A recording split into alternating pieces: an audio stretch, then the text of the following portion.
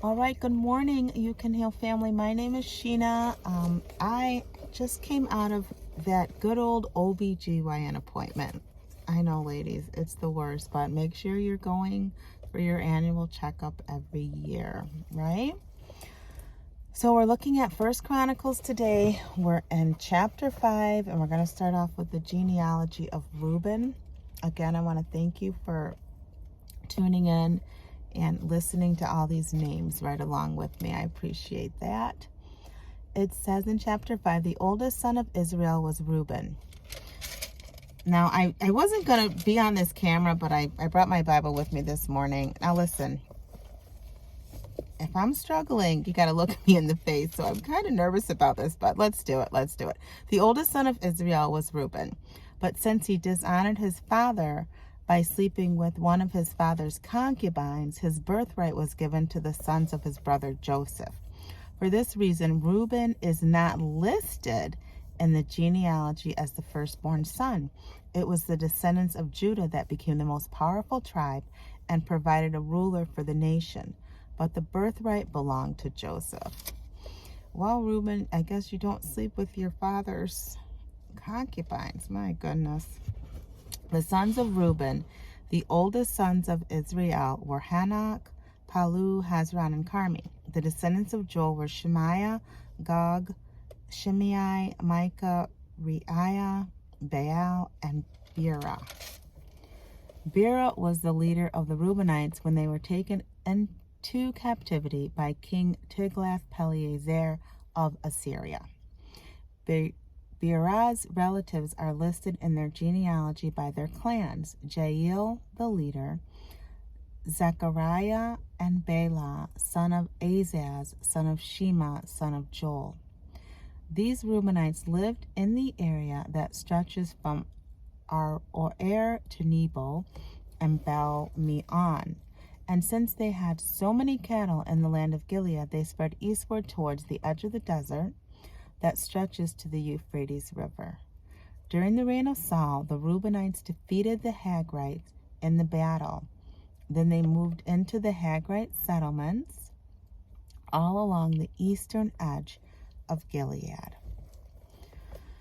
Okay, so that's it for Reuben. Let's gulp for God. Some really good tea here.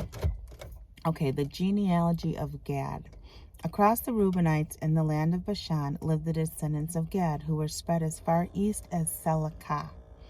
Joel was the leader in the land of Bashan, and Shapham was second in command, along with Janai and Shaphat. Their relatives, the leaders of 7 other clans, were Michael, Meshullam, Sheba, Jeriah, Jachin, Zai, and Abner. These were all descendants of Abihail, son of Uri, son of Jorah, son of Gilead, son of Michael, son of Jeshishai, son of Jado, son of Buz. Ahi, son of Abdiel, son of Kunai, was the leader of their clans. The Gadites lived in the land of Gilead and Bashan and its villages and throughout the Sharon plain. All of these were listed in the genealogical records during the days of King Jotham of Judah and King Jeroboam of Israel. There were 44,760 skilled warriors in the armies of Reuben, Gad, and half-tribe of Manasseh. They were all skilled in combat and armed with shields, swords, and bows. They waged war against the Hagrites and Judderites and Naphishites and the Nodabites. They cried out to God during the battle, and he answered their prayer because they trusted him. So the Hagrites and all their allies were defeated. The plunder taken from the Hagrites included 50,000 camels, 250,000 sheep, 2,000 donkeys, and 100,000 captives. Many of the Hagrites were killed in the battle because God was fighting against them. So they lived in their land until they were taken away in exile.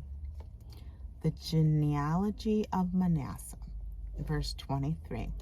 The half-tribe of Manasseh spread through the land from Bashan to Baal-Hermon, Senir, and Mount Hermon. They were very numerous. These were the leaders of their clans: Aphir, Ishi, Eliel, Azriel, Jeremiah, Hodaviah, and Jadiel. Each of these men had a great reputation as warriors and leaders.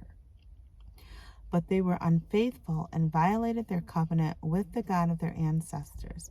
They worshipped the gods of the nations that God had destroyed. So the God of Israel caused King Pul of Assyria, also known as Tiglath-Pileser, to invade the land and lead away the people of Reuben, Gad, and the half-tribe of Manasseh as captives. The Assyrians exiled them to Helah, Habor, Hara, and the Gozan River, where they remain to this day. So that's the end of chapter 5. What is this?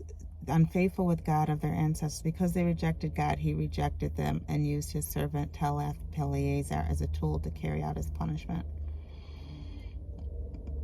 Because they rejected. Oh, don't reject God. Because he doesn't want. I don't think he wants to reject us. He wants us all to come to him. So just come to him. He's waiting. He's knocking at the door. But you have to open the door and let him in and trust him. This Bible is real. It's true. And you know what's interesting? We've been reading all these names for the last 5 chapters. And like every single name I've read, right, that are in this Bible, these people were really there. Like they lived at one point. And that blows my mind. Like,